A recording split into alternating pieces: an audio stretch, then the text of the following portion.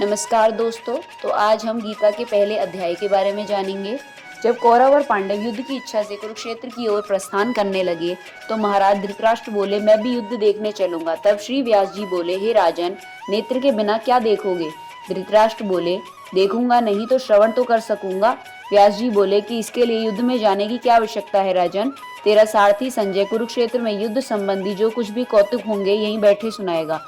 व्यास जी के मुख से ऐसी बात सुनकर संजय बड़ा विस्मित हुआ और बोला, भगवान, मैं भला यहाँ हस्तिनापुर में बैठा कुरुक्षेत्र में होने वाले युद्ध का वर्णन किस प्रकार कर सकता हूँ? हे संजय, व्यास जी बोले, मेरी कृपा से तुझे यहाँ ही सब कुछ दिखाई देगा। मैं तुझे दिव्य दृष्टि प्रदान करता हूँ। व्यास जी के इतना कहते ही संजय की दृष्टि व बुद्धि दिव्य हो गई। अब आगे महाभारत का कौतुक कहते हैं, सो सुनो। 7 अक्षौहिणी सेना पांडव की और 11 अक्षौहिणी सेना कौरवों की, दोनों सेनाएं एकत्रित होकर कुरुक्षेत्र की भूमि में पहुंच गई। तब धृतराष्ट्र ने संजय से पूछा, हे संजय, धर्म क्षेत्र कुरुक्षेत्र में मेरे व पांडु पुत्रों की क्या स्थिति है? मुझे सब कुछ बताओ। महाराज, आपके पुत्र दुर्योधन ने पांडव की सेना को देखा, फिर गुरु द्रोणाचार्य के समीप जाकर बोले, हे आचार्य, देखिए, आपके बुद्धिमान शिष्य द्रुपद पुत्र धृष्टद्युम्न ने पांडवों की सेना की कैसे व्यूह रचना की है। उसके सहित इस सेना में बड़े बड़े योद्धा हैं। मैं आपके पांडवों की सेना के मुख्य मुख्य योद्धाओं के विषय में बताता हूँ। इस सेना में धनुर्धर अर्जुन, युद्ध विद्या में निपुण भीम, राजा युयुधन, राजा विराट, महारथी राजा द्रुपद, धृष्टकेतु, चेकितान, महाबली काशीराज, पुरुजित, कुंती भोज, नरश्रेष्ठ श्रेव्य, सुभद्रा पुत्र अभिमन्यु व द्रौपदी के 5 पुत्र, ये सभी महारथी हैं। हे ब्राह्मण श्रेष्ठ, अब मैं आपको अपनी सेना के योद्धाओं के विषय में बताता हूँ। मेरी सेना में एक तो आप स्वयं हैं, दूसरे भीष्म पितामह हैं, मेरा मित्र महाबली कर्ण है, गुरु कृपाचार्य हैं, अश्वत्थामा है जो युद्ध करने में बड़े प्रवीण व चतुर हैं, उनके अतिरिक्त विकर्ण है, तथा सोमदत्त का पुत्र भूरिश्रवा है। हे गुरुदेव, इनके अतिरिक्त और भी बहुत से योद्धा हैं जो मेरे लिए अपने जीवन का मोह त्याग चुके हैं। कुल मिलाकर हमारी 11 अक्षौहिणी सेना है और पांडवों की केवल 7 अक्षौहिणी। हमारी सेना के मुख्य अधिकारी और कर्ता धर्ता भीष्म पितामह है और पांडवों का सेना नायक भीम है। फिर दुर्योधन ने अपनी सेना को संबोधित करके कहा, अब आप अपने अपने मोर्चों पर डटे रहें, सब ओर से भीष्म पितामह की रक्षा करें।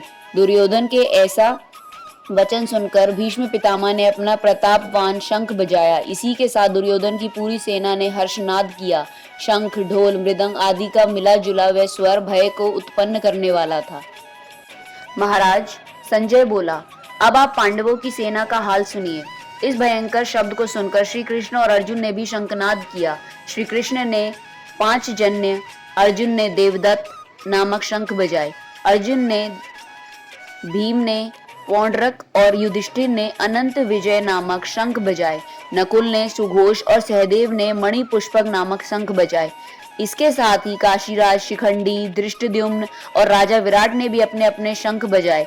सुभद्रा पुत्र महाबाहु अभिमन्यु ने भी अपना शंख बजाया। इन शंखों के शोर को सुनकर महाराज धृतराष्ट्र के पुत्रों के हृदय विदीर्ण हो उठे, धरती और आकाश शब्दों से भर गए।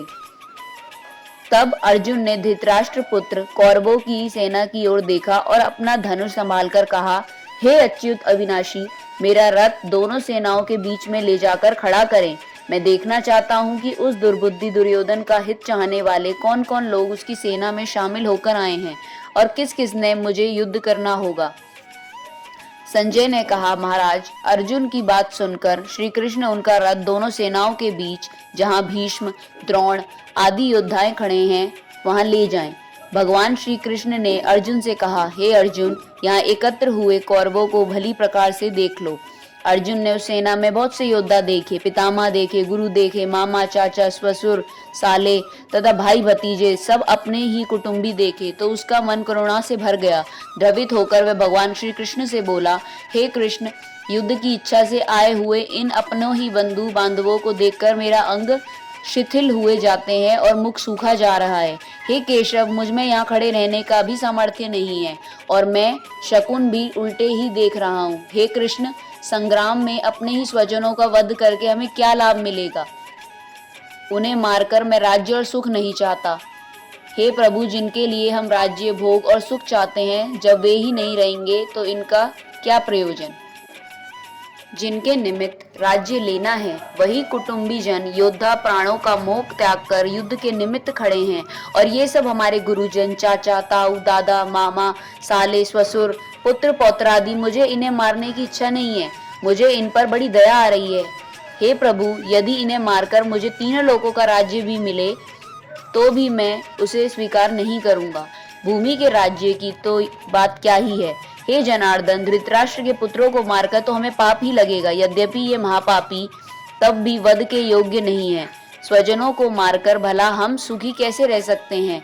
ये सब लोभ के वशीभूत हैं। इन्हें कुल नष्ट करने या मित्र के साथ कपट करने के दोष नहीं दिखते, तो क्या इनकी भांति मुझे भी नहीं दिखते। कुल के नाश को देखते हुए हमें इस पातक से दूर क्यों नहीं रहना चाहिए। कुल के नाश होने से कुल का प्राचीन धर्म नष्ट हो जाता है और धर्म का नाश होने से कुल में पाप बढ़ता है। हे श्री कृष्ण, पाप बढ़ने से कुल की स्त्रियां व्यभिचारिणी हो जाती हैं, जिससे वर्ण संकर संतान उत्पन्न होती है। ऐसी वर्ण संकार उन कुल घातियों को पूरे कुल को नरक में ले जाने में सहायक होते हैं, क्योंकि श्राद्ध, तर्पण आदि बंद हो जाते हैं, जिससे पितृ उत्तम लोक से गिरकर अधोगति को प्राप्त होते हैं। इस कारण हे कृष्ण, जिसने कुल का नाश किया हो, वे सब पाप उसके सिर पर होते हैं। फिर वे उन सब पापों का क्या फल भोगते हैं, सो सुनो। वह प्राणी सदा नरक भोगता है, यह मैंने न्याय शास्त्र में पढ़ा है। अर्जुन बहुत अधिक पछताने लगा, फिर सिर पर हाथ फेर कर बोला, हाँ हाँ, देखो भाइयों, देखो मैं कैसा पाप करने जा रहा था। राजसुख भोगने के लिए अपने ही हाथों अपने कुल का नाश करने जा रहा था, मगर अब मैं हाथों में शस्त्र न पकड़ूंगा। धृतराष्ट्र के पुत्र यदि मुझे शस्त्रहीन पर प्रहार भी करेंगे तो इससे भी मेरा कल्याण ही होगा। संजय बोला, हे राजन, ऐसा कहकर अर्जुन ने धनुष हाथ से रख दिया और शोकाकुल होकर रथ के पृष्ठ भाग में जाकर बैठ गया।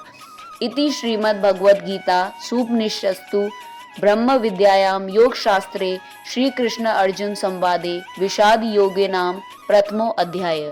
तो दोस्तों, यहाँ हमारा भगवद गीता का पहला अध्याय खत्म होता है। तो आपको हमारा ये पहला अध्याय कैसा लगा हमें कमेंट बॉक्स में ज़रूर बताएं। और अगर आप इसी तरीके से अन्य अध्यायों के बारे में भी जानना चाहते हैं तो हमें कमेंट में ज़रूर बताएं। धन्यवाद।